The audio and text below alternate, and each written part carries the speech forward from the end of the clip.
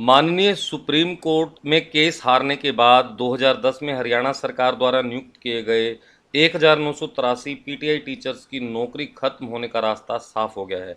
अपनी नौकरी को बचाने के लिए पीटीआई टीचर्स ने आज करनाल लोकसभा क्षेत्र के सांसद संजय भाटिया को ज्ञापन सौंपा। पूरे हरियाणा से पीटीआई पानीपत स्थित सब्जी मंडी में पहुंचे, जहां सांसद संजय भाटिया से उन्होंने अपनी नौकरी बचाने की गुहार लगाई। सांसद संजय भाटिया ने कहा कि यह मामला माननीय सुप्रीम कोर्ट से संबंधित है। माननीय सुप्रीम कोर्ट के फैसले को बदलना किसी के बस की बात नहीं है। फिर भी उन्होंने पीटीआई टीचर्स को मामले में रिव्यू पिटीशन डालने के लिए कहा और भरोसा दिलाया कि रिव्यू पिटीशन के बाद वे इस मामले में मुख्यमंत्री से बात करेंगे। लॉकडाउन में पूरे हरियाणा से एक साथ इतने लोगों का आना और सांसद से मिलना कई सवाल खड़े कर गया। सब्जी मंडी जहां पीटीआई टीचर्स व सांसद की मुलाकात हुई, वहां सोशल डिस्टेंसिंग की बातें बेमानी हो गई। हालांकि सांसद ने कई बार सोशल डिस्टेंसिंग का आह्वान किया, मगर फिर भी सोशल डिस्टेंसिंग मेंटेन नहीं हो पाई।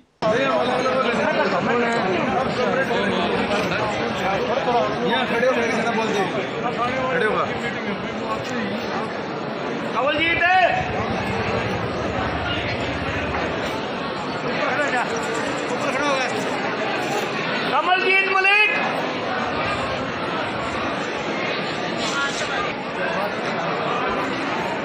कमेटी वाले एमपी साहब आ गए हैं, उनको एक बार भाई 4 मेंबर जाओ और स्काउट करके लेके आओ। और भाई पुलिस प्रशासन आ गया, धन्यवाद है। बस सबसे रिक्वेस्ट, एक बार खुले खुले हो जाओ, 5 मिनट का काम हो रहा है बस। एमपी साहब बिल्कुल 2 मिनट में आपके बीच हैं, मैं खुद जाऊँ। मलिक साहब जाओ, इंस्पेक्टर साहब आ गए हैं, इनके साथ बैठे, बुला लाओ एक बार। साथियों, हाथ जोड़कर रिक्वेस्ट है आपसे, खुले खुले हो जाओ। एमपी साहब यहाँ लाग रहे 2 मिनट में, हो जाओ खुले खुले। किस वजह से आप आ जाएगा? 2010 में हम 1983 पीटीआई पूरे हरियाणा से सिलेक्ट हुए थे, जो अपने प्रॉपर दम पे सारे के सारे सिलेक्ट हुए थे। आफ्टर सम टाइम फिर हाई कोर्ट में केस गया, वहाँ से केस हम हारे। अब सुप्रीम कोर्ट की तरफ से आदेश आए हैं कि भाई जो अपनी भर्ती प्रणाली है या जो कमीशन है, भर्ती कमीशन है, कि इस भर्ती को खारिज करके नई सिरे से भर्ती की जाए। जबकि किसी भी पीटीआई में कोई कमी नहीं है। अगर कहीं प्रॉब्लम है तो उस समय की जो कमीशन था, उस समय की जो सरकार थी, वहाँ पे प्रॉब्लम थी टेक्निकल। हम पीटीआई में किसी में कोई प्रॉब्लम नहीं है। 1983 पीटीआई में से करीब 500 पीटीआई डीपी प्रमोट हो चुके हैं। आज हम माननीय एमपी साहब, हमारे सांसद श्री संजय भाटिया जी से ज्ञापन देने के लिए, अपनी इस सेवा को कंटिन्यू सुरक्षित रखने के लिए आज हम पूरे समस्त हरियाणा से सभी पीटीआई साथी इकट्ठे हुए हैं। और हम सब इकट्ठे होकर एक कानून के दायरे में रह के, सोशल डिस्टेंस में रह के, एक मान मर्यादा का पालन करते हुए, अनुशासन का पालन करते हुए एक ज्ञापन देना है, ताकि माननीय सीएम साहब तक वो ज्ञापन जाए और हमारे 1983 जो परिवार हैं, उनका गुजारा, उनका घर परिवार आने वाले समय में सुरक्षित रहे और ठीक रहे। नहीं मानेगी आपकी बातें, फिर क्या होगा? मानेगी क्यों नहीं, बिल्कुल मानेगी, क्योंकि हमारे अंदर कोई भी कमी नहीं है। हम अपनी तरफ से, हमारा मजबूत पक्ष है और हमारे अंदर किसी प्रकार की कमी नहीं है। जब हमारे 1983 में से 500 प्लस पीटीआई डीपी बन चुके, प्रमोट हो चुके हैं, सबका रिजल्ट देख लो। अगर कमी है तो उस समय के कमीशन जिसने हमें भर्ती किया है। हाँ, यस। क्या नाम है आपका? मैं तिलक राज, पूर्व प्रधान शारीरिक शिक्षा संघ पानीपत। हाँ जी, बताएं सर। मेरा नाम पंकज कुमार, मैं government senior secondary school Barot Bandrana district Kaithal में डीपी की पोस्ट पे कार्यरत हूँ। और आज ये जो 1983 परिवार भटक रहे हैं, हर मंत्री के पास, मनोहर लाल जी के पास, दुष्यंत चौटाला जी के पास, कमलेश डांडा जी के पास, जितने भी मंत्री, जितने भी एमएलए, ये सब के सब आज रो रो के वहाँ पे अपनी फरियाद सुना रहे हैं। मैं माननीय सुप्रीम कोर्ट का सम्मान करता हूं, मैं माननीय मनोहर लाल खट्टर जी का सम्मान करता हूं, मैं माननीय आदरणीय नरेंद्र मोदी जी का सम्मान करता हूं, लेकिन हमारी एक ही रिक्वेस्ट है दोस्तों। मैं एक छोटा सा शेर आपको सुनाना चाहूँगा। मेरे जज्बातों से इस कदर वाकिफ़ है कलम मेरी कि मैं इश्क भी लिखना चाहूँ तो इनकलाब लिखा जाता है। ये जज्बात थे शहीद आजम सरदार भगत सिंह के, और सरदार शहीद आजम भगत सिंह के किसान का बेटा था। ये सब के सब किसानों के बेटे हैं। और उसने एक ही सपना देखा था कि इस देश के अंदर समानता है, हर तरह की समानता है, चाहे वो पढ़ाई की हो, चाहे वो नौकरी की हो, चाहे वो जात पात की हो, हमारे अंदर भगत सिंह का खून है दोस्तों। हम तो आपसे भी यही प्रार्थना करते हैं, क्योंकि जो आप मीडिया के बंधु हो, आप एक स्तंभ हो राजनीति के साथ साथ कार्यपालिका, न्यायपालिका, और आप लोग एक स्तंभ हो। आपकी आवाज़ बहुत दूर तक जाती है, क्योंकि भगत सिंह ने पत्रकारिता स्वयं की थी।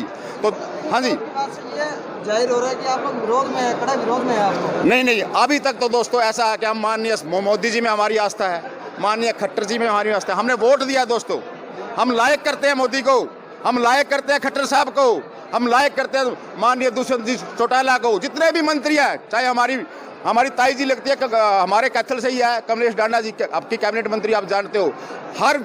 हर उसका हम सम्मान कर रहे हैं, हम हाथ जोड़ रहे हैं, हम अपने बच्चों के लिए अब भीख मांग रहे हैं। इतनी बहनें आज आई हुई हैं, इतने साथी, हम भूख को भूल चुके हैं, हम नींद को भूल चुके हैं, और आज हम सड़कों के ऊपर ना, मैं अभी 2-3 साथियों को मिलकर आया हूँ, हॉस्पिटल के अंदर है मेरे साथी। इस मामले में कोई बात नहीं सुनाई जाएगी, नहीं मानी जाएगी, आपकी अगला कदम क्या होगा आपका? मैं आदरणीय पत्रकार साथियों में आपको बताना चाहूँगा कि मैं ज़्यादा बड़ी बात तो नहीं करूँगा। मैं 2 बार जेल में जा चुका हूँ कर्मचारियों के लिए। मेरी आंगनवाड़ी की बहनें थी, मैं 7 दिन अम्बाला रहा हूँ। गेस्ट टीचरों के लिए मैं करनाल अरेस्ट हुआ हूँ। मैं एक सरकारी टीचर हूँ, लेकिन मुझे दर्द है, क्योंकि किसी भी सरकार के पीछे अगर जो भी असली चीज़ है वो कर्मचारी है। सरकार का नाम कब होता है? जब कर्मचारी काम करते हैं। मैं 6-7 बार नेशनल की टीम को लेके गया हूँ। मैं पाई, सबसे पहले मेरी ज्वाइनिंग पाई हुई थी, और हमने देखो हमारा आपको प्रयास मैं बताना चाहूँगा, आप वहाँ पे आना, ये लेके आपका सारा साधन। हाँ जी, हमने यानी कि इतना बढ़िया काम किया हम लोगों ने। जब से 2010 से पहले आप स्पोर्ट्स का हाल उठाइएगा कि हरियाणा की स्पोर्ट्स क्या थी, और आज आप उठाइएगा, 9 लड़के प्रो कबड्डी पाई में हमने सेलेक्ट करवाए हैं। हाँ जी, और मैं आज भी मैं माननीय सुप्रीम कोर्ट की इज्जत करता हूँ, क्योंकि मैं इस देश का एक सच्चा नागरिक हूँ, एक अध्यापक हूँ। मैं आज भी माननीय खट्टर साहब को प्रणाम करता हूँ तहे दिल से। मैं आज भी नरेंद्र मोदी जी में आस्था रखता हूँ, क्योंकि बहुत दिनों बाद इतना बढ़िया प्रधानमंत्री हमें मिला। पूरे हरियाणा से भी नहीं, हरियाणा से बाहर से भी, क्योंकि बहुत से साथी हमारे दूसरे स्टेट से भी सिलेक्ट होते हैं। आपको पता है कि 85% तो लोकल होते हैं, उसी स्टेट के 10-15% बाहर से होते हैं। पूरा देश आया हुआ है यहाँ पे। हाँ जी, हमारे जिला के प्रधान, ये सरकार जो है ये हर व्यक्ति को रोजगार देना चाहती है, कभी रोजगार किसी का छीना नहीं है। इसलिए सारे जितने भी साथी आए हुए हैं वो हमारे माननीय MP साहब से यही रिक्वेस्ट करते हैं कि इनका भी जैसे गेस्टों का रोजगार बचाया, सिपाहियों का जो 32 सिपाही थे उनका रोजगार बचाया, उसी प्रकार से हमारे सभी आशा लेके आए हैं कि इनका भी रोजगार सुरक्षित कराया जाए। ये सब हम कैथल से, हिसार से, पूरे हरियाणा से आए हुए हैं जी, सभी PTI। हाँ जी, ऐसा है सर, हम 2010 PTI हैं, हमारा नाम ही 2010 PTI रखा है। 1983 परिवार है, न कि 1983 हम PTI हैं। ठीक है, हमारा हाई कोर्ट से फैसला आया 45 पेज का, सुप्रीम कोर्ट से हाई कोर्ट सेकंड बेंच से भी आया, वहाँ भी हम हार गए।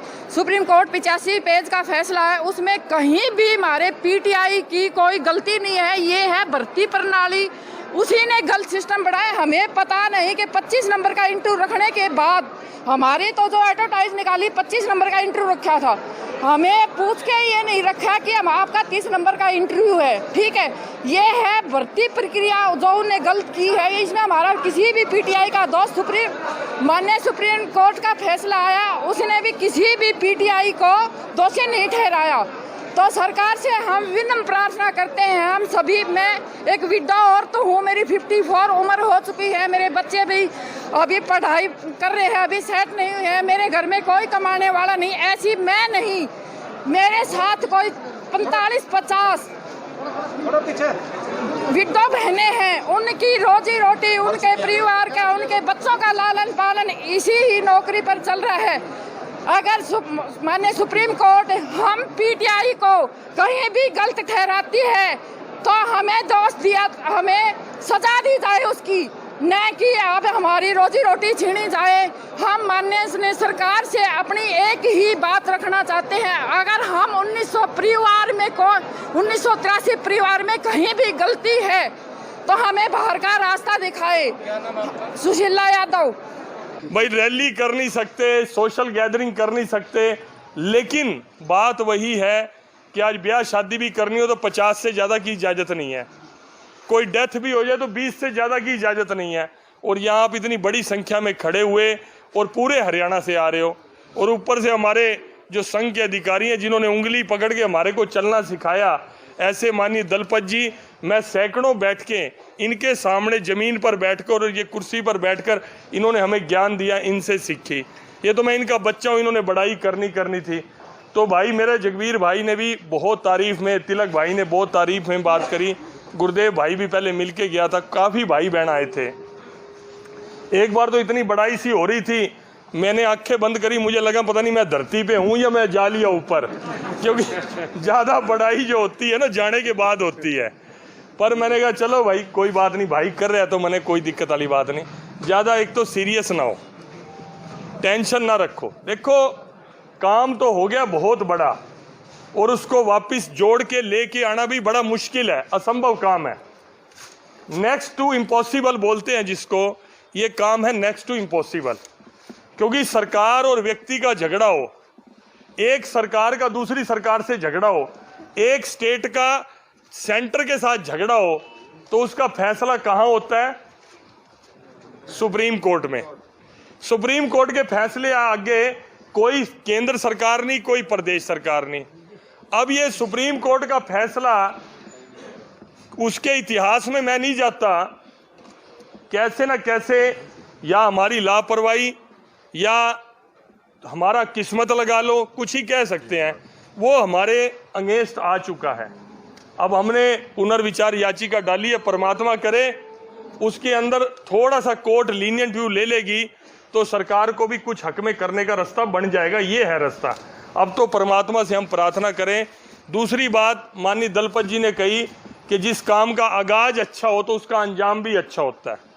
आगाज जो ये पाल कोर्ट की प्रक्रिया चल रही थी, उसमें मैं ये कसूर नहीं करता, कहीं तुम जानते अपने लीडर ने पकड़ लो, तुमने लापरवाही क्यों करी भाई, क्यों करने का था। हो सकता हमारे वकील ने तसल्ली दे रखी हो, तुम चिंता ना करो भाई, तुमने जिता देंगे, परवाह ना करो, कहीं धक्के खाने की जरूरत नहीं। अरे जो काम आसानी से होना था, जो काम सुई से होना था, उसके लिए तलवार चलाने की जरूरत थोड़ी थी। ये काम सुई से होने वाला था, कोई इतना बड़ा काम नहीं था।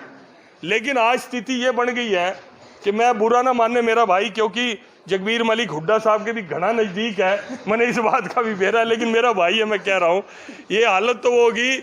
मैं कहूँगा आप नाराज मत होइयो भाई, परिवार में हूँ, भाई पहले कह दिया, बुरा ना मानियो। ये तो हालत हमारी तो वो हो रही है, मैं आपके बीच में खड़ा हूँ, मेरी बड़ाई कर रहे थे। कई बार बच्चे की बड़ाई इसलिए भी करी जाती है कि मेहमानों के सामने शरारत ना कर दे।